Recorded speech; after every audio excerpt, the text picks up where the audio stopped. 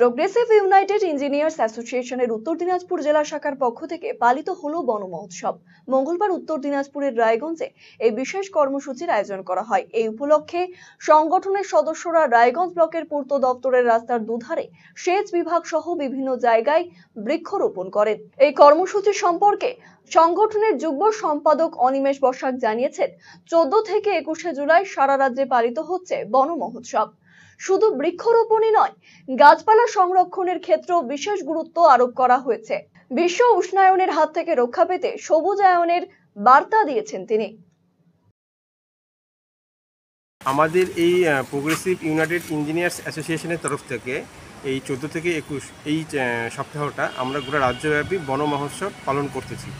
তারই অংশরূপে আমাদের progressive United engineers অ্যাসোসিয়েশনের উত্তর দিনাজপুর শাখার আজকে আমরা এটা বন মহোৎসব এই মুহূর্তে পিডব্লিউ রোডসে আমরা গাছ লাগাচ্ছি। আমাদের এক্সিকিউটিভ ইঞ্জিনিয়ার স্যার আছেন, আমাদের প্রেসিডেন্ট আছেন, আমাদের সেক্রেটারি আছেন। এরপরে আমরা যাব হচ্ছে ইরিগেশন ডিভিশনে, তারপরে আমরা যাব হচ্ছে দুর্গাপুর পঞ্চায়েতে, এবং সেখান থেকে আমরা যাব ইটাহার ব্লকে এবং পিডব্লিউডিতে আমরা গাছটা লাগাবো।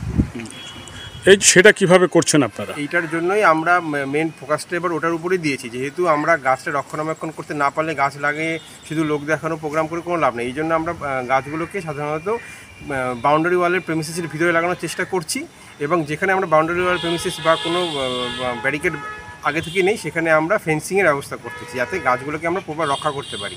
এবং এটাও আমরা দায়িত্ব নিয়েছি, যদি কোনো কারণে কোনো গাছ ব্যারিকেড লাগানোর পরেও নষ্ট হয়ে যায়, তাহলে সেখানে সেই মুহূর্তে আমরা গিয়ে অন্য একটি গাছ লাগিয়ে দেওয়ার চেষ্টা করব, যাতে আমরা প্রপার আমাদের প্রোগ্রামটা ফুলফিল করতে পারি। অপরদিকে বন মহোৎসব উপলক্ষে বিশেষ কর্মসূচি গ্রহণ করলো রায়গঞ্জ থানার পুলিশ।